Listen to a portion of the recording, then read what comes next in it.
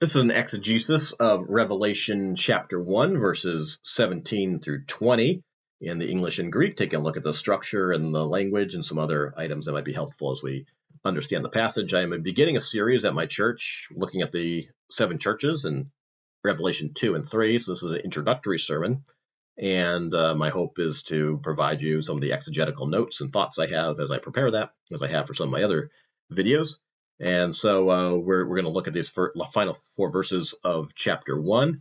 I imagine if you're interested in this material, you probably have a good foundation in what's going on so far in the first chapter of Revelation 1. But essentially, John has encountered the glorified Christ in his vision. As we see in verse 17 at the beginning, it says, "When I saw him, I fell at his feet as though dead." And I think this is parallel in the Greek. I think everything we see here in the ESV is pretty closely corresponding to what we see in the Greek text, at least early on. This is a pretty straightforward translation. When I saw him, I fell to or towards his feet as dead. So pretty straight on translation. A couple of points. Kai is not translated here as and, as connective. You could bring that in. They probably just want to avoid maybe on some awkward phrasing, but just make it clear there's a strong connection, though I think it's pretty clear he saw the risen Christ or the glorified Christ, and then when he saw him, he had this reaction. So you could bring that in, but it's pretty clear from the context. You might want to point out. I think here you have the verb pipto is in the aorist tense. So he fell at his feet at one point in time, kind of indicating immediacy. Just as soon as he saw him, he fell onto his feet is kind of, I think, the idea there. And then the last thing I'd point out textually, or at least in terms of the grammar, is look at it says the word necros, which means dead, but it didn't fall down dead. He fell down hos necros. He fell as dead. So as though dead, perfectly fine translation, the ESV. But just keep in mind, this is a simile, right? We're making very clear he didn't die, just as he was dead. That was his reaction. He was so overwhelmed by what he saw, he fell down as if he was a corpse. And one thing I would point out here, wouldn't do this usually, but just the treasury of scripture knowledge. It's an older treatment. I think it's based upon the King James, but it's very helpful in seeing parallel passages. And you see a number of references in verse 17 to Daniel 8:18, Daniel 10:8, Daniel 10:9, and a few more references there. I would take a look at that and maybe some other parallel passages that you can find. And the reason for that is what you're seeing described here is very similar to what Daniel's experience is when he has a vision of God. And it's clear in that passage that he is before God himself.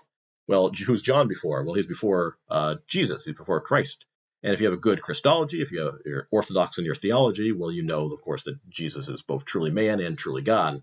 But this is a strong text that points to this is John's reaction. He's reacting exactly like Daniel reacted, or almost exactly like Daniel reacted. Daniel is reacting that way in the presence of God. John is also acting that way in the presence of God, who happens in this case to be the second person of the Trinity. Very clearly, that's the Lord Jesus Christ. So a good Christological and theological verse or passage to look at for surrounding issues like that. And then what happened? Well, we have the word kai here, which is usually connective, but here it's being translated contrastive. I think that makes sense. But even though I was scared to this degree, Jesus laid his right hand on me, that is me, John, and he's providing him comfort. So something to point out there. And then legon is a participle introducing the direct discourse, and it's me phobu, and this is the form of the word to fear, which is in the present tense, but it's also an imperative. And so I think the idea is stop fearing. That's what I saw in some of the commentaries. So fear not, fine way to put it, but there's almost an exclamation point here. And so I think more modern or contemporary English, we probably would say something like stop fearing, exclamation point, if that's the point we're trying to convey, which I think is what Jesus is doing on the basis of the comfort he's giving to him and also some of the things he's going to tell him about himself in a second. So moving on at the end of the verse, at end of verse 17, ego I me, or I am. I think we should take that as a title rather than a description. Remember in Exodus 3, Moses, or God introduces himself to Moses as I am. That's a name for God. That's what he's doing here. So what more strong Christological passages or support for the idea that Jesus is, of course, truly God as well.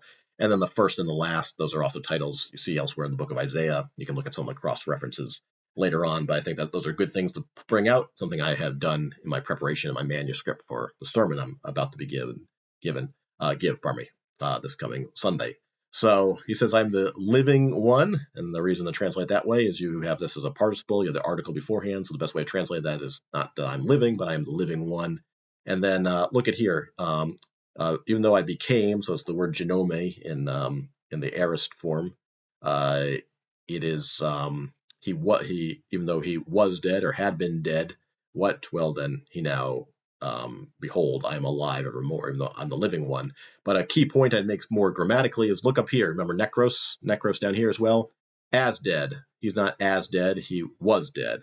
However you want to translate it. But this is a real fact. This is the true death, burial, and resurrection of Jesus Christ being pointed to here. The bodily resurrection eventually being pointed to. It's not that he was as dead like with John. That there's no qualifier there. And then I think everything else is pretty straightforward here. Exo is in the present down here, so I have the keys of death and Hades.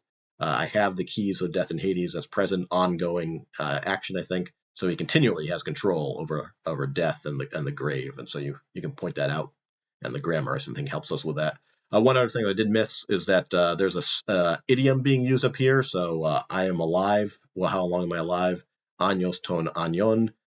From age to age, but it's brought into the ESV as forevermore. Perfectly acceptable, perfectly fine, but literally it is a little different. It's just an idiom. I think the English is capturing the idiom pretty well in the ESV. Now we see it moves on in verse 19 to the command. That's kind of the heart of the message, and what I would bring, why I'm bringing it to my people is there's a command, grafson. Well, it's in the imperative, right?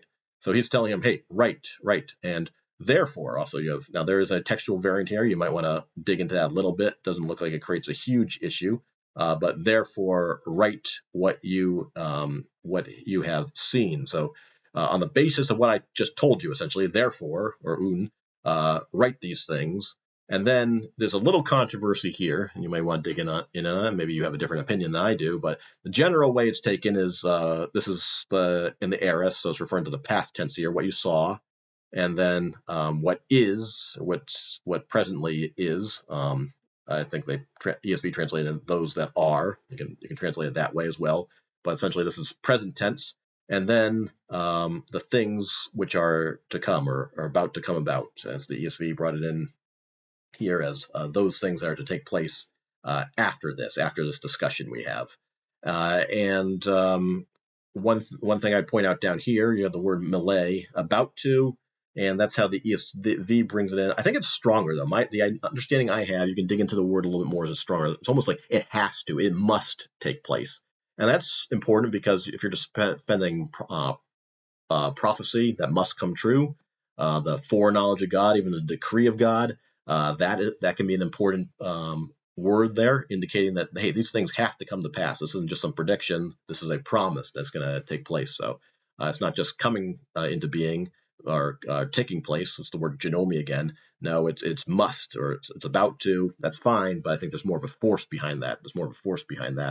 So all these things that are going to be recorded are going to come to pass, and it's going to come to pass after this prophecy is initially given to John. So past, edes, aisan, present, and then genesi it's infinitive, but I think there's a future force to it.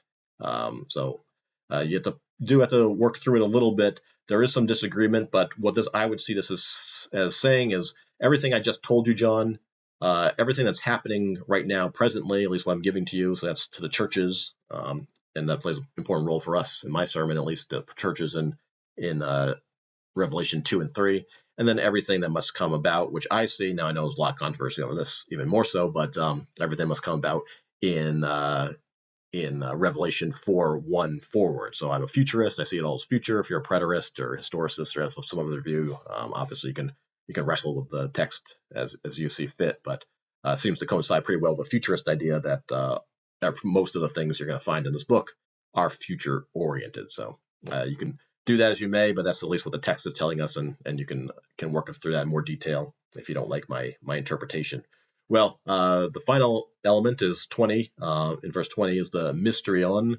of the 7 stars. So he's going to bring up those stars, those 2 symbols he has in earlier on in the book, the stars and the candlesticks, and that there's a mystery or a mystery, and a mystery is given, is something where the revelation is given by God later on. So remember in Ephesians chapter 5, marriage has always been a mystery in the sense that it's not a kind of colloquial sense, but a mystery in the sense that it represented something. And we see in Ephesians 5, what did it represent? Well, it always represented and continues to represent Christ and his church, even amongst unsaved people, even in lousy marriages. It still is a representative of Christ and his church. In the same way here, we're given what the stars are going to mean and what the candlesticks are going to mean. And I think the warning that I see in this, as I evaluated this text and read some of the commentaries, is as a sound warning, and that is, we're getting divine information about what these symbols mean in this book. And so you got to be really careful with some of the speculation. And I mean, everyone, futurists, preterists, everyone else can read a lot of things into the text that maybe not be there. And even if there's room for some speculation, just be clear that you're speculating, not that this is definitively stated, because Christ himself, God himself, is giving us really what the symbols mean, even if we desire more information. So what are the 7 stars and the 7 candlesticks? Well, we see what they represent. I don't think there's a ton in here that tells us too much grammatically. I think it's just evaluating what you think the text means. So, for example, one of the big controversies here is who are the angels? What is the identity of the angels, the angeloi here? There's nothing textually that helps us too much here. It literally does mean messenger. So we do transliterate it as angel, and angels can be heavenly messengers, but they don't have to be. They don't have to be.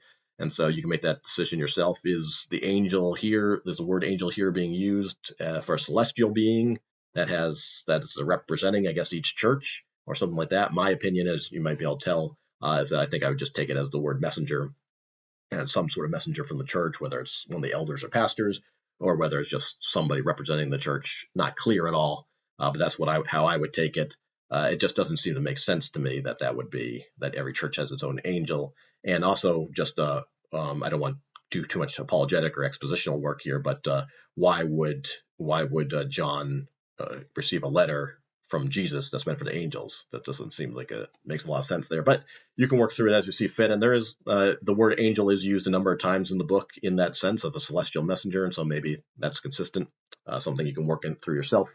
And then finally, the lampstands. I don't think there's a ton to say here. They're golden in the sense that it shows that they are that there's some sort of something special about them. Maybe a divine presence might be in there. You can dig in that a little bit. I didn't make too much of that. And then they're lampstands that they're lit, so they are the light of the world, as Jesus is ultimately the light of the world. And then there's some that's referenced, that symbolism's referenced later on in those 7 churches. And the book then transitions pretty quickly to writing to each of these angels, whether messengers or actual angels of the church in each of these locations. And that's where I'm going to go through church by church in the future. So I think in the end of this, there's not too much structurally or textually. I think a lot of it's very cleanly brought into the English Standard Version, at least, and probably your translation as well. But just a few things to point out and consider. And I think some of those cross references that you might look up would be helpful in giving your people a better understanding of exactly what John's seeing. This isn't exactly unique. Other men have stood before God and had a similar reaction. But what God is saying, what Christ is saying, is obviously of the utmost importance. And I think expositionally, you'd bring that out, and you'd see that if you work through a series in these books and these churches, like I plan to do. Anyway, hope this is somewhat helpful. God bless. Take care.